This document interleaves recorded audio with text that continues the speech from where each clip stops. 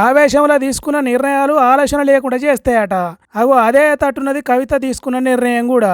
వెనక ముందు ఆలోచన చేయకుండా బీఆర్ఎస్ పార్టీ మీద ఎగిరి ఎగిరి పడ్డది. నాకేంది జాగృతి కార్యకర్తలు ఉన్నారు, వాళ్ళతోటి కలిసి పార్టీ పెడతా అనుకున్నది కావచ్చు. కానీ చూడుర్రి కార్యకర్తలు ఏమంటున్నారో. తెలంగాణ జాగృతి టిఆర్ఎస్ కోసం పనిచేసే, కేసీఆర్ కోసం పనిచేసే తెలంగాణ జాగృతి, మేమందరం అసలు పనిచేయాల్సిన వాళ్ళందరం కూడా బీఆర్ఎస్ కోసం పనిచేసే తెలంగాణ జాగృతి ఇక్కడ ఉన్నది.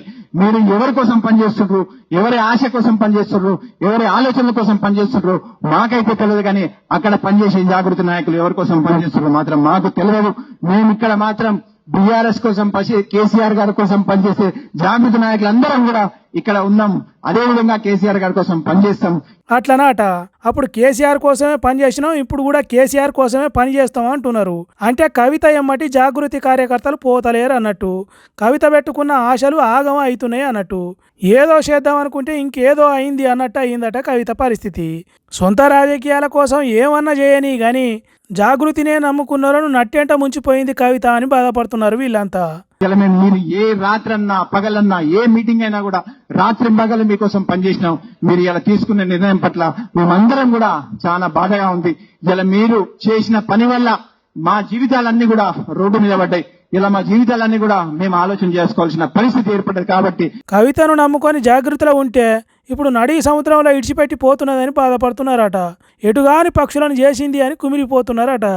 ఇలా చూస్తా ఉంటే మీ వ్యక్తిగత ఎజెండాతోని ఇవాళ మీరు 2 సార్లు ఎంపీగా అవకాశాలు వచ్చినాయి, 2 సార్లు ఎమ్మెల్సీగా అవకాశం వచ్చినాయి.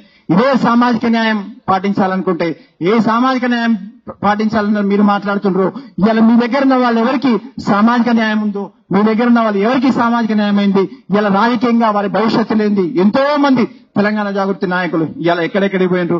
ఇలా మీరు తీసుకున్న నిర్ణయం వల్ల అందరూ కూడా చాలా బాధతో ఉన్నారు. వాళ్ళందరూ కూడా వాళ్ళ జీవితాలు ఈ 18-19 సంవత్సరాలు పనిచేసిండ్రు. వాళ్ళ జీవితాలు ఇలా ఏం కావాలి, వాళ్ళకి ఎవరు సమాధానం చెప్తారు, వాళ్ళు ఎక్కడికి పోవాలి.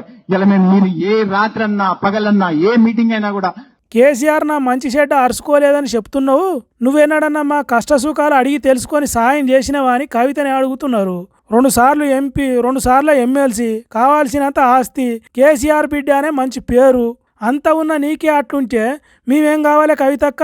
నువ్వు బీఆర్ఎస్ పార్టీ మీద బదనాలు వేసిపోవుడు కాదు, తిరుగుబాటు చేస్తే మేము నీ మీద చెయ్యాలి అన్నట్టు ఒక్కొక్కరు ఆవేశం పూనినట్టు మాట్లాడిర్రు. మరి జాగృతి కార్యకర్తల తిరుగుబాటుతోని కవిత ఎసోంటి నిర్ణయం తీసుకుంటుందో ఏమో చూడాలి.